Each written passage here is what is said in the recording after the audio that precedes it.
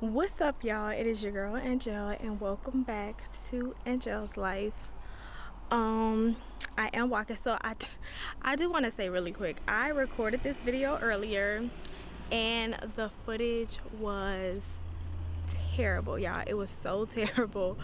So this is my second attempt of recording this video and trying to get it out to y'all today. Earlier I had my sunglasses on. I was looking a little less oily.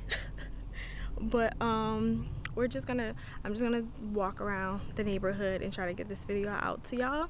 And how about we try to avoid the sun?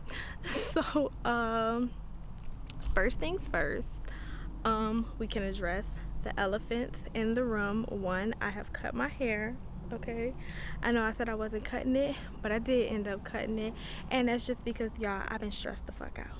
Okay, I've been stressed out, and I've come to realize that cutting my hair is kind of like a stress reliever to me. You know, it's always like my start all over. So yeah, but anyway, let's get into the meat and potatoes of why we are here today. I don't want to make this video too long, so let's get into it. Okay, so in my last video, I let y'all know we were moving. Okay, we were moving to San Antonio, and you know, I told y'all how I felt about it, so on and so forth. Okay, y'all, so girl, we don't know what's going on now. The military is playing with me. They are playing with us, and I honestly have no idea what's going on. So let me tell y'all what happened. I told y'all that the reason that we were moving in the first place was due to EFMP. And you know, a situation happened. They found a little something, and they were like, look, this is what's going on. I told y'all it took me a long time to see a specialist. Eventually I was able to see a specialist, and a specialist was like, okay, look, we need to see you annually to make sure whatever is going on, it's not growing, you know, make sure it's stable, whatever. Okay, cool. Mind you, this all happened in May. I didn't get to see a specialist until the end of June. This happened in the middle of May. I didn't get to see a specialist until the end of June. So about almost 2 full months before I was able to see a specialist, which is ridiculous for something important and, you know, for somebody's health care. So long story short, you know, we're running around chickens with our head cut off. Completely realized that the hospital is not providing adequate health care. We would like to go. My doctor is like, absolutely, I agree. We get a case manager, a caseworker. She agrees, like, it's all good. They're like, okay, let's do this. So we get that on track. We turn in our EFMP paperwork. My doctor approves it. The case manager approves it. Darius's leadership approves it. We turn it into EFMP on June 29th. It doesn't get to EFMP, like they don't actually receive the paperwork until like July 6th because of like the holiday weekend, July 4th, whatever.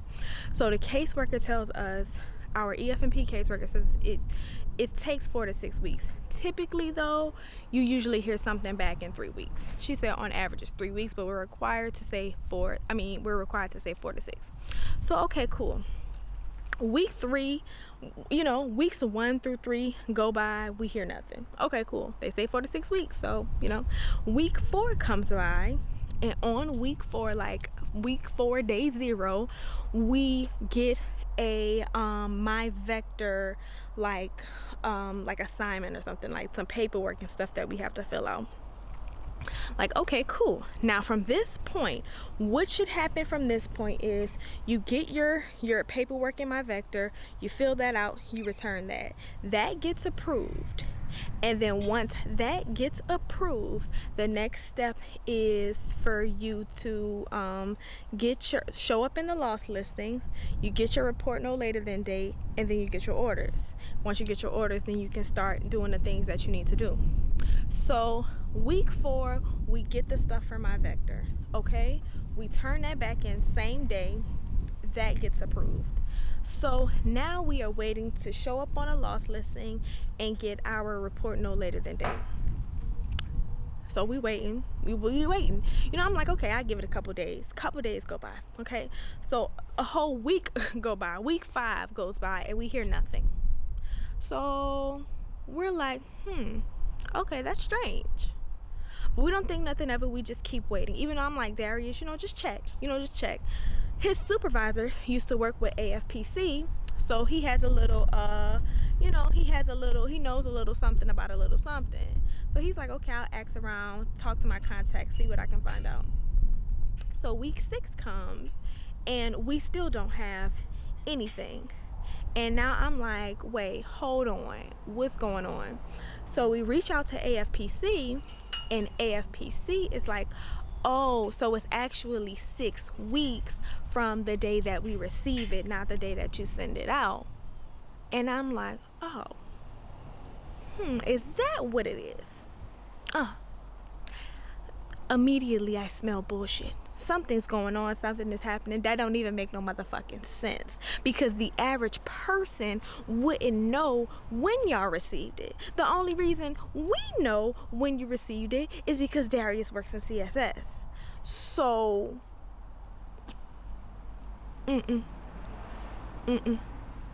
something ain't right here. Something ain't right, y'all. The water ain't clean, okay? So his supervisor reaches out again, and he's like, what, you know, let me see, because after we filled out the paperwork through my vector, we reached out to the guy just because we had some questions, like the contact for AFPC, and he never like hit us back.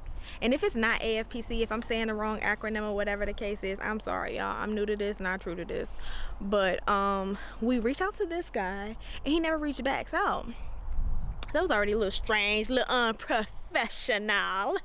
But you know, I can't do anything. I'm not the military member, whatever. So, you know, that happens. So his supervisor reaches out. And once his supervisor reaches out and kind of finds out what's going on, you know, it's week 7 now. It's day 6. It's week 6. Day 6. You know, we have one more day until week 7, and I am just like, Darius, you gotta figure something out, find something out. Like, I am getting frustrated. So long story short, week 6, day 6, Darius' supervisor reaches out, and the gentleman is like, oh yeah, we looked over the case, we went through everything, and they were denied. And so I'm like, what? We was what? Oh no, you gonna have to reread that again, baby. We would what? So they said that we were denied.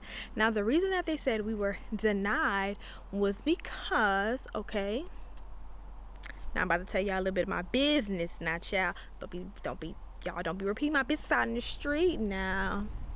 But in December of last year, Darius got in trouble,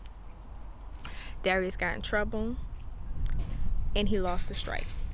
Okay, I ain't gonna tell y'all what happened. He ain't do nothing to me. Okay, don't play like that, you know. But it ain't really my business to tell. But he got in trouble. He lost the stripe, and basically with that happening, he he got a code put on him. Like, he had to have a referral. What is that? A referral EPR. He had to have a referral EPR. Lost the stripe, and that referral EPR and all that, you know, all that jazz, losing the stripe, the whole thing, basically like put a code on his paperwork, and this particular code, or whatever the case is, made him ineligible to PCS.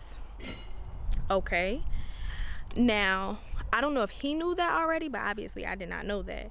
But furthermore, when you look in the AFI, it says, well, that is true. However, that can be like trumped by a humanitarian or EFMP reassignment. There's one other one, but I can't think of the third one. But long story short, like, our situation can trump that code. But the issue was, the guy was like, yeah, that's true, but we're only reassigning people who, if it's life or death. So, you know, basically, long story short, case closed. Like, that's it. We're not, you know, it's a no. So me, I'm in between tears and turning up. Okay, I'm in, but who I gotta fight to get the fuck what I need to get done, because no. Because no, not today. I ain't got no hair either, baby. We can take it to the motherfucking streets in this military, okay? We gonna do what we need to do, okay? But Darius goes to his chief and talks to his chief, and the chief says, okay, let me see what I can do, let me see what's going on. And pretty much, y'all, that's where we are. That's where we are. We're at the mercy of the military, the chief, and so on and so forth. We don't know anything else. Part of me wants to have faith in his chief and his superintendent, but I have been let down so much by this organization at this point that I'm just kind of like, I don't know if that's the final decision. If it is, case closed, then I'm gonna ERD the motherfucker up out of here. That's what's gonna happen. Cause I'm not staying. I'm not staying. No, I'm not staying. No, I can't get what I need here. It's been trauma. It's been unpleasant. It's a no. It's a no. I said no. So that really is where I'm at, y'all. I'm not gonna lie, I'm joking about it right now because y'all know how I do. I'm gonna laugh and I'm gonna joke through my pain, but this entire process has been so overwhelming.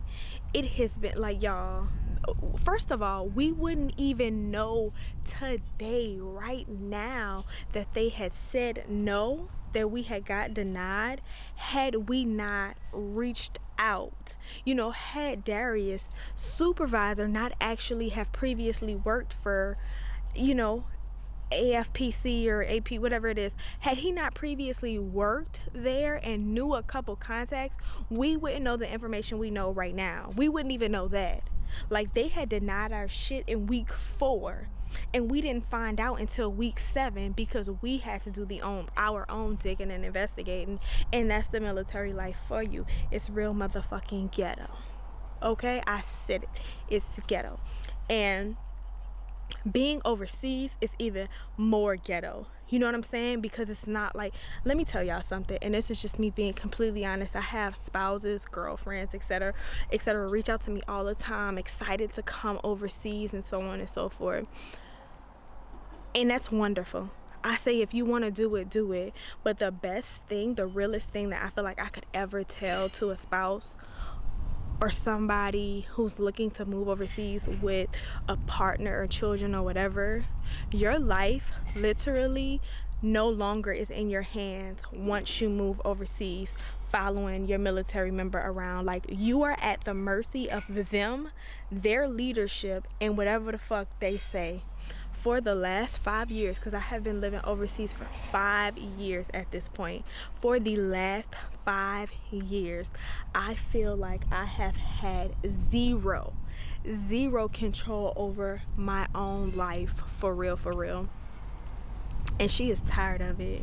She is tired of it. She is done, and I am taking back control of my motherfucking life now, y'all.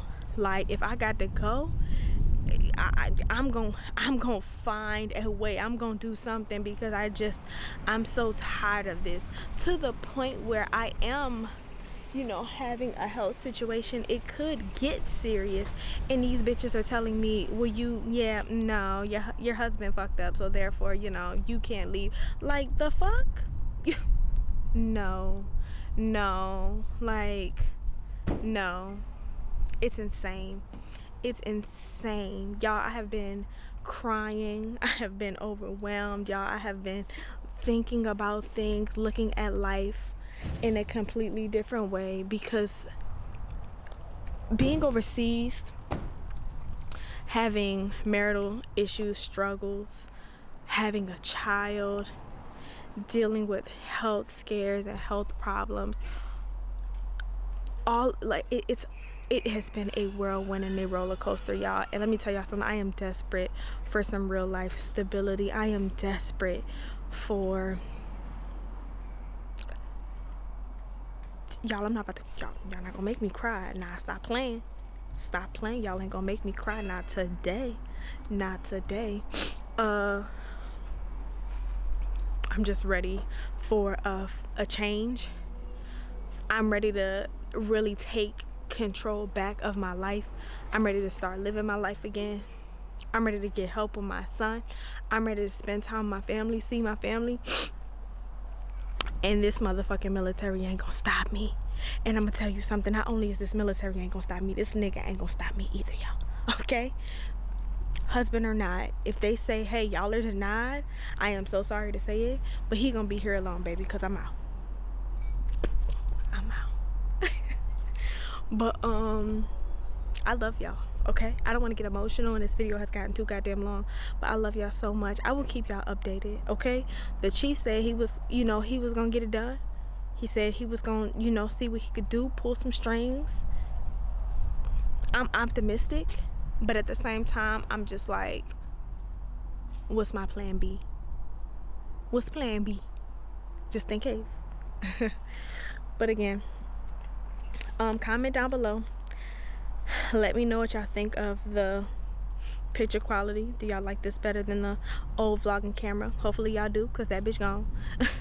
Tell me if y'all think the footage is shaky. Or if y'all think it's more stable than my previous footage. This is definitely a much heavier setup, y'all. Much heavier, okay? Whew, Lord. But yeah, and y'all don't be disappointed in me in cutting my hair. I'm sorry, y'all. I'm sorry. But you know, that's my go-to. When I'm stressed, I cut my hair. But I love y'all so much. Don't forget to follow me on Instagram, TikTok, all that good jazz. I'll see y'all in the next video. Peace.